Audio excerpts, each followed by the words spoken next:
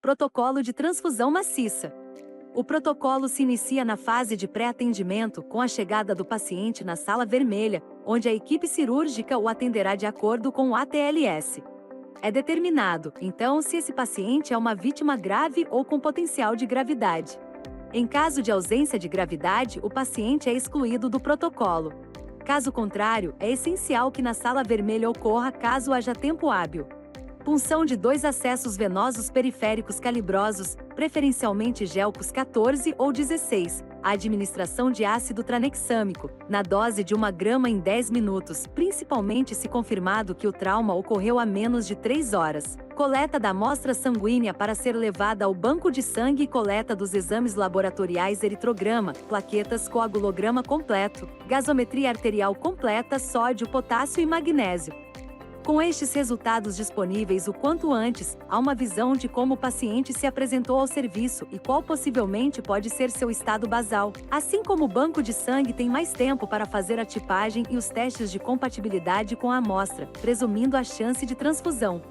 Concomitantemente, a equipe cirúrgica avalia e julga a necessidade de intervenção cirúrgica de emergência. Caso não haja essa necessidade, o paciente é também excluído do protocolo. Em caso da demanda cirúrgica, o bloco cirúrgico deve ser imediatamente avisado, assim como o banco de sangue. Os cirurgiões relatam o estado da vítima para a equipe de anestesiologia e enfermagem, para que a sala e os equipamentos sejam preparados rapidamente. O banco de sangue ficará alerta e precavido, caso uma transfusão maciça seja solicitada. A vítima então é direcionada ao bloco cirúrgico. Nenhuma das etapas até aqui deve atrasar a ida do paciente ao setor. Neste momento, ocorre a fase de acionamento do protocolo, com a avaliação principalmente do anestesiologista, em conjunto com a equipe cirúrgica, pelos seguintes scores. ABC Score, que avalia a presença dos 4 quesitos: mecanismo penetrante, pressão arterial sistólica menor que 90, frequência cardíaca acima de 120 FAST positivo.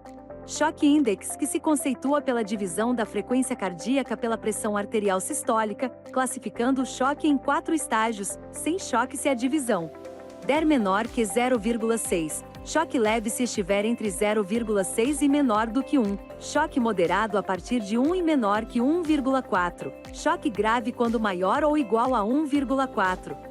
Esses scores são avaliações rápidas, práticas, objetivas e validadas. Este protocolo sugere, então, que as seguintes situações estejam vigentes como critérios de ativação da transfusão maciça: ABC Score com 2 ou mais de seus itens presentes, Shock Index no valor igual ou maior que 1,4, instabilidade hemodinâmica persistente após ressuscitação volêmica e sangramento ativo. Caso a vítima não se enquadre nos critérios para transfusão maciça, reavaliações constantes no intraoperatório são realizadas e a administração de hemocomponentes poderá ser guiada por exames laboratoriais. A qualquer instante a situação pode se alterar e o protocolo ser ativado caso necessário. Optado pela abertura do protocolo, será iniciada a fase de atendimento. Imediatamente a primeira ação aqui deve ser o contato com o banco de sangue para informar a abertura do protocolo, que iniciará a preparação dos pacotes. Garantir 2 acessos venosos periféricos calibrosos funcionantes e checar se ocorreu a coleta da amostra sanguínea, assim como a administração de 1 grama do ácido tranexâmico. Isso deve ser checado pois há a possibilidade de não terem sido feitos na sala vermelha. Após a dose de ataque, a manutenção do ácido tranexâmico é necessária, na dose de 1 grama em 8 horas. Ele reduz a mortalidade do paciente com sangramento maciço e seu benefício é tanto maior quanto mais precocemente ele for iniciado, perdendo seu proveito se passadas 3 horas do trauma. Atenção aos parâmetros a serem buscados no intraoperatório: pressão arterial média em torno de 60 e pressão arterial sistólica entre 80 e 100, conforme o conceito de hipotensão permissiva, principalmente antes do controle cirúrgico da hemorragia, evitando ressangramentos.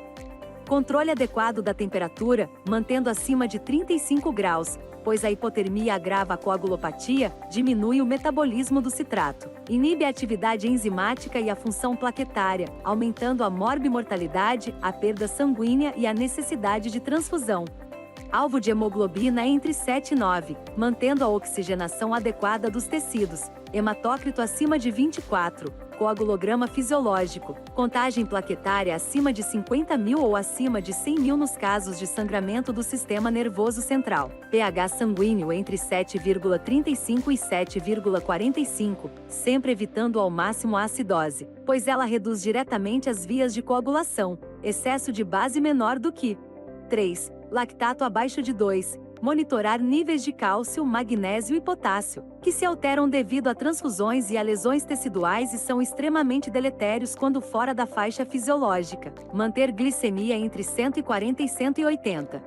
A solicitação de exames no intraoperatório se faz necessária para acompanhar a evolução do paciente, eritrograma, plaquetas, coagulograma completo, gasometria arterial completa, fibrinogênio, potássio, magnésio e cálcio. Especificar no pedido ao laboratório como solicitação de urgência e com justificativa de PTM aberto ou PTM ativo. Lembrando sempre que o médico assistente tem completa autonomia para a solicitação de exames com mais frequência sempre que achar necessário, principalmente em relação à gasometria arterial. Com a abertura do protocolo, é necessário que os pacotes de hemocomponentes enviados estejam bem esclarecidos. Primeiro pacote consiste em 2 bolsas de concentrado de hemácias sem tipagem sanguínea, compondo-se de sangue negativo ou positivo a depender da disponibilidade, com envio imediato. Neste momento é obrigatória e indispensável a entrega da amostra sanguínea do paciente caso ainda não tenha sido feita. O segundo pacote contém 2 bolsas de concentrado de hemácias e 3 bolsas de plasma fresco congelado, levando de 30 a 40 minutos para a entrega com a realização de todos os testes pré-transfusionais, a partir do recebimento da amostra, e 5 minutos sem a realização dos testes. O terceiro pacote possui 2 bolsas de concentrado de hemácias, 3 bolsas de plasma fresco congelado e um pool de plaquetas. Do quarto pacote em diante são 2 bolsas de concentrado de hemácias e 2 bolsas de plasma fresco congelado, com 30 minutos no tempo de entrega entre eles. Cada pacote de hemocomponente será preparado e enviado automaticamente pelo banco de sangue dentro do intervalo de tempo relatado. O tempo máximo que cada bolsa pode ficar fora do banco de sangue é de 30 minutos, portanto, na possibilidade de não administração dentro deste período, deve ser devolvida. Os hemocomponentes não podem ser administrados na mesma via que o cálcio e nem do bicarbonato, caso estes estejam sendo repostos. Não há problema em ser na mesma via de soro fisiológico ou ringer lactato. Segundo o Ministério da Saúde, as amostras dos pacientes devem ser colhidas antes da transfusão ou pelo menos antes da administração de grande quantidade de hemocomponentes e caso não houver amostra do paciente no serviço de hemoterapia, esta será colhida assim que possível. Cada bolsa de hemocomponente deve ser administrada na velocidade determinada pelo calibre do acesso venoso e jamais ser comprimida por bolsa pressórica e muito menos o seu conteúdo ser impulsionado por seringas. Tais ações causam lesão às hemácias, não sendo efetivo na oferta de oxigênio e elevando fortemente o risco do paciente em desenvolver lesão renal aguda. O estado de necessidade de transfusão maciça é dinâmico, portanto, atenção ao tempo cirúrgico também é necessária, assim como a comunicação com toda a equipe. Enquanto o sangramento cirúrgico não for controlado, provavelmente ocorrerá a manutenção da transfusão maciça. No momento em que o sangramento cirúrgico foi controlado, se inicia a fase de encerramento do protocolo, quando o anestesiologista avaliará os seguintes critérios: ausência de sangramento, estabilidade hemodinâmica ou aumento da pressão arterial, ou diminuição da frequência cardíaca, ou aumento da diurese, ou diminuição à necessidade de vasopressores para manter o alvo pressórico, hemoglobina acima de 9, tempo de trombina abaixo de 18 segundos e contagem plaquetária acima de 100.000. É aconselhável solicitar nova revisão laboratorial após o controle do sangramento e as transfusões subsequentes serem guiadas pelos exames laboratoriais. O banco de sangue deve ser imediatamente avisado sobre o encerramento do protocolo e irá solicitar a documentação necessária faltante em relação ao ato transfusional. A vítima é então encaminhada ao CTI após a finalização do ato cirúrgico para continuidade de cuidados. Obrigada.